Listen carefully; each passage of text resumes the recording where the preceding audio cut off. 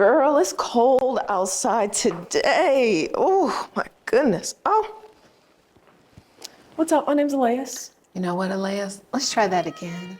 Okay. I have been teaching etiquette for about a good decade now.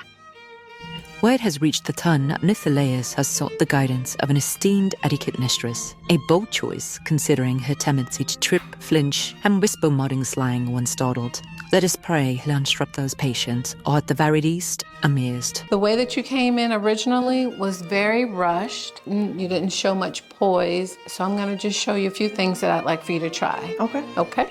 When you enter into a space, I don't know if you all caught this before, but you know how you kind of turn around, close the door. We don't put our backs to the room, but I think you were okay with that. So always having our chest open to the room. Okay. You need to make sure that you keep your chin parallel to the floor. No need to rush, and you extend your hands. Nice to meet you. And then I'll assist you with your robe. Okay. So no looking at the iPhone, no checking the DM. No, a noble woman wouldn't do such a thing. You want to give full attention to who it is that you're meeting or greeting. And we're going to keep our hands kind of together. Okay? Perfect. All right. Let's give it a try. All right. Not only is a princess graded on her posture, but she's also graded on her handshake. It's nice to meet you. So nice to meet you. So beautiful. May I assist? Please.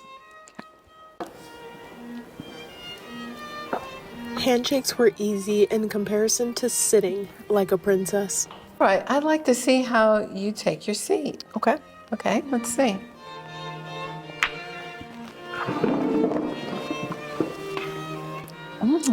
Quite interesting. Okay. As a royal woman, you're going, of course, just take your time. I am going to assist you. You're going to sweep your dress under, take your seat, wait for me to help push your chair under. You'll slide forward, and then you'll cross at the ankle. We're not going to keep our hands up on the table. We're going to keep our hands here.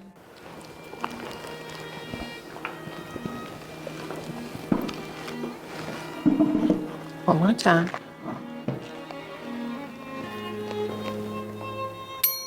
Very good. Now for your napkin here, this is something as a lady that you would have, and you want to kind of tuck it inside of your dress. So as a lady, if you start crying or if you need to wipe your nose or pat the shine because you're perspiring, then that's what you would use your napkin for. I'm going to pull this out for you. One of the most important things for a lady to know, dining etiquette. This should be a breeze, right? Knowing that our forks are on the left. Best way to remember that if you're wanting to set your table for maybe guests or friends, you would want to make sure that you remember there are 4 tines to your fork, and left has 4 letters. Easiest way to remember. Same goes for the knife as well as for the spoons. Okay, spoons and knives have how many letters? 5. The word right also has 5 letters. Oh, interesting. Yeah. Princess etiquette, basically a memory test, and I'm close to failing. Now this is a dinner napkin, so I'm going to place this napkin in my lap. Now some people would say to place the opening towards the table. I beg to differ. Okay. I beg to differ because I believe that the opening should face me, so if I'm going in to dab, I can quickly and easily close it without anyone seeing how I may have stained my napkin. I've just unfolded the napkin. We're going to open up our napkin completely and place it in our laps. This is what we would do for morning or afternoon meals or taking tea. Okay. Now we're going to go through the 5 purposes of the use of your napkin. Okay. So the first purpose is to open up the meal. And we opened it up by placing it on our laps. Okay. The second purpose is to catch the crumbs, the one that we always consider using a napkin for, you know, just in case. 3, we use it to dab. We dab. We only touch the corners of our mouths, and that's it. And then we place it back in our lap. Our fourth purpose is to cough and to sneeze. So a lot of times, you know, we see people coughing and sneezing into their elbows, right? But not at the table. So we want to make sure we use our napkin, and we're going to turn and face down. So I'm coughing into my napkin. And then our last purpose is to close out our meal. And that's where we take our napkin and we would place it to the left as such. It signals that we're finished with our meal. I didn't realize the napkin was so important. Very important. Now, we said that we're going to take tea. Is that correct? Correct, yes. All right. So I'm going to tell you what takes place while we're taking tea. Go ahead and open up your tea bag. We'll open them up. Now I'm going to pour your water. We always make sure that we hold the top. So while that's steeping, we're going to talk about what you can expect at a tea party. We have on the bottom tier, we usually have our savories. That could be your cucumbers, pimento cheese, whatever types of protein or meats or things that are salty will usually be on the bottom tier. The second tier is where your scones, your clotted cream, and your jams would be, okay? And then on the top tier is where you would have your sweet treats. We don't put more than 3 items on our plate at a time. Tea time wasn't some grand royal invention. The Duchess of Bedford got hungry between lunch and dinner. She asked her staff to prepare a little something, then started inviting her friends. And just like that, an afternoon craving became a royal tradition we're all still doing today. So let me show you something. This is our teaspoon. We want to make sure that the handle of our teacup is to the right. But what I want you to be aware of, and that is when we add items to the teacup, I want you to stir 6-12. You're going to move your spoon forward and backward. What this does, it helps whatever you put in dissolve quicker. And then we shake and we place our spoon to the back. Here comes the tricky part. I want you to do your fingers just like this. You know, we see this all the time, right? When they say the T, because you're going to use those 2 fingers like this, you're going to cup your fingers underneath it, and this is how we drink tea. Now let's enjoy some of these sweet treats. Let's see what we have here. Okay. Is there a certain... You dig in. Okay, beautiful. So now that we've had a chance to practice, and now you understand what is all involved in taking tea, I can't wait to see what you do at our real tea party. Today we're taking tea with Alaias, and this will be our final challenge, and I can't wait to see whether or not she's really learned what I've taught her. Let's go in and find out if she has. Okay, guys, this is it.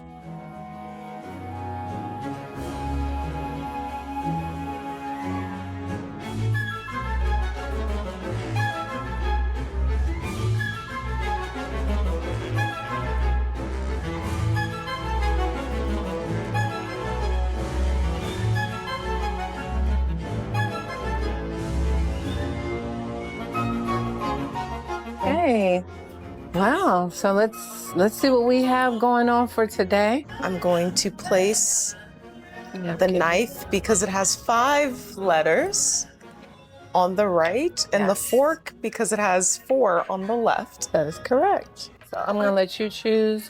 Ooh, the black peach sounds delicious. We do all of our savories and all of our desserts on the one tier. Okay. So it's going to be the chicken salad, cucumber, and salmon sandwich, and then like bread and assortment. Beautiful. I'll explain everything. Okay, thank you.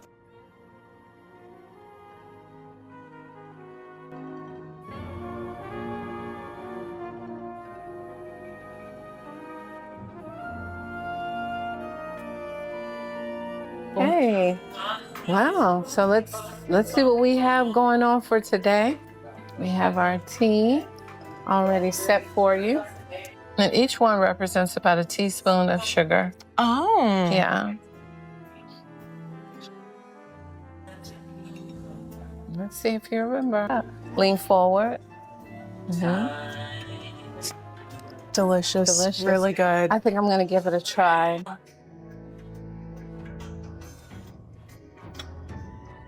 delicious. It is delicious. The only thing I'm probably struggling with is I have to use the restroom in this dress, and I don't think that's possible right now. Oh, that could be a challenge. So we're gonna hold it. Okay. All right. Do we ever cheers? Well, we don't tap glasses, but we can just Cheers. cheers. Okay.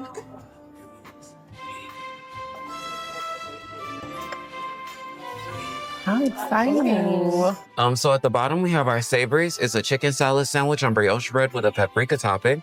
The second is the smoked salmon on an artesian bread with a lemon spread and topping, a dill spread and topping, there we go.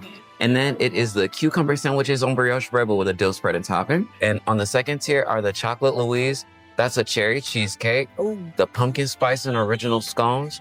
And then we have 3 of the mini desserts with 2 macaroons.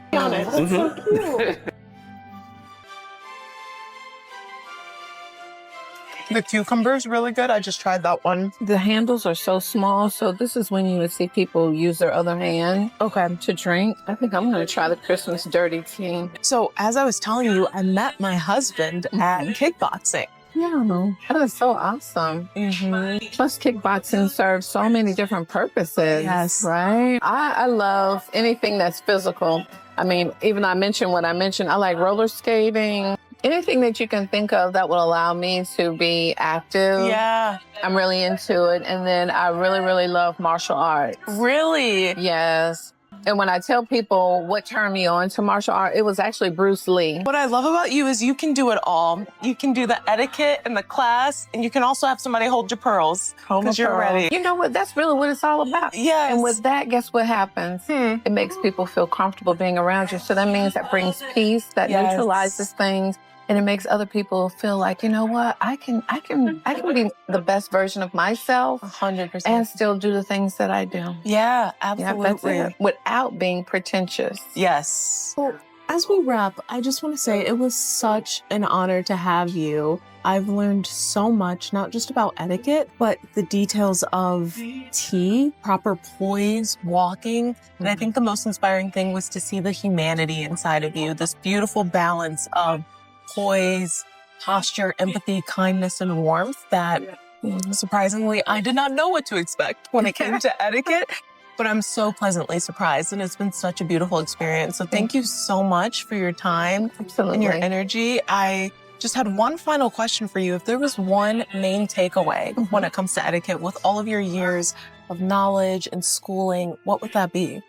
I would say, for etiquette, I would say confidence. You know, when you can truly be yourself, there's nothing better than having the confidence to stand behind it. Absolutely. So with you learning poise, how to dine, how to take tea, that means now you can walk in and out of any space and know what to do, and you can enjoy the people that are there instead of having to focus on what should I do and, you know, who's watching me. You can just comfortably be yourself. Absolutely. Right? And so right along with etiquette, you know, you can see that you can be amongst the highest of the high and the lowest of the low. And the whole premise behind that is just to make others feel comfortable being around you. Yeah, it's not just about who you think you are, but how you make other people feel being around you. Yeah, and that's so true because even as a princess or a queen, they're interacting with everyone. And it's not just putting on an act around people. It's truly loving all of those regardless of who they are. It's really godly when you think about it, you know, and if God is in your heart, and I don't know how people want to take that, but it means that you're able to love all people. You find the goodness in people just through small talk and conversations. You find the goodness. And even if somebody has challenges, or someone confronts you and gives you a negative feeling, you learn how to still handle them in a way that when you walk away, it'll cause them to think like, wow, I should not have said that, or wow, look how she handled that. Yeah. Such a lady.